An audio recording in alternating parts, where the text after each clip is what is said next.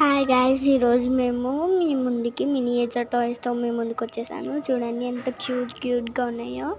ఈ cute toys ఎక్కడ అనుకున్నారా?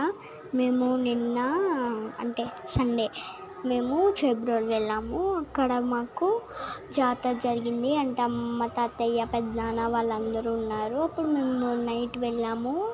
3:30 అయింది వచ్చేటప్పటికి. ఇవి 500 చెప్పారు.